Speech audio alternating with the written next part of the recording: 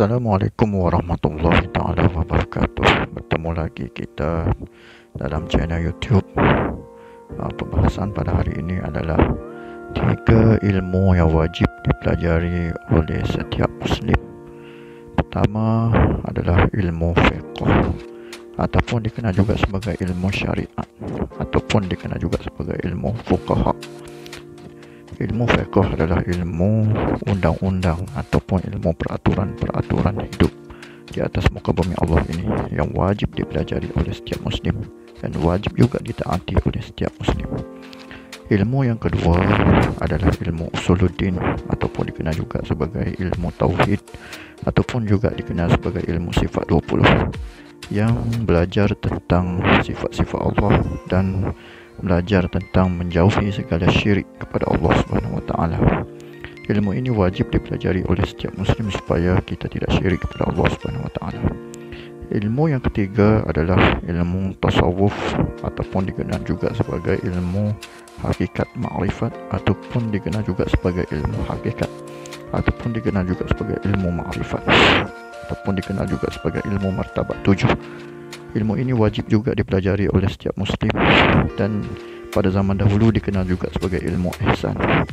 Ilmu ini adalah ilmu mengenal Allah Subhanahu wa taala, yaitu dengan zikirullah, dengan beramal, bangun malam dan melawan hawa nafsu dan mentaati syariat-syariat Allah dan menjauhi larangan-larangan Allah, supaya orang itu dapat mengenal Allah Subhanahu wa taala dengan penyucian hati melalui zikirullah dan tarekat-tarekat yang diajarkan oleh para wali Allah sehingga turun temurun sehingga pada hari ini. Tarekat adalah salah satu jalan untuk penyucian hati untuk mengenal Allah Subhanahu wa taala. Maka wajib juga dipelajari tarekat. Ada juga orang dengan penyucian hati tidak mempunyai tarekat, itu juga dibolehkan dan dapat juga dicucikan hatinya dengan tanpa tarekat dan hanya dengan wirid-wirid biasa.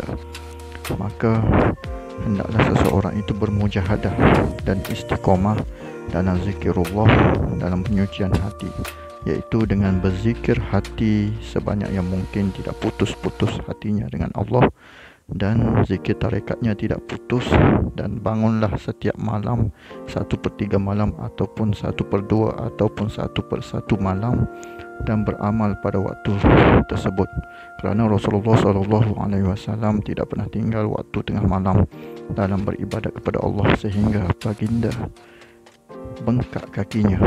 Itu adalah contoh yang terbaik ahli tasawuf dan contoh yang terbaik ahli hakikat ma'rifah dan contoh yang terbaik pada semua ahli fiqh, fuqaha ataupun ahli tauhid. Maka hendaklah kita beramal bersungguh-sungguh dalam mengenal Allah, kerana di dunia ini kita wajib mengenal pencipta kita. Kerana jika kita tidak mengenal pencipta kita, apa guna kita hidup di muka bumi ini tanpa mengenal Allah Subhanahu wa taala. Kehendak yang paling tinggi adalah mengenal Allah Subhanahu wa taala. Syurga, neraka ada di bawah telapak kaki kita jika kita mengenal Allah Subhanahu wa taala. Jika kita mengenal Allah Subhanahu wa taala, automatik kita akan mendapat syurga, akan mendapat karamah, akan mendapat dunia. Dunia akan mengikuti kita. Dunia akan mengikuti kita jika kita mengenal Allah Subhanahu wa taala dan yakin bahawa Allah tiada Tuhan melainkan Allah, Tuhan semesta alam.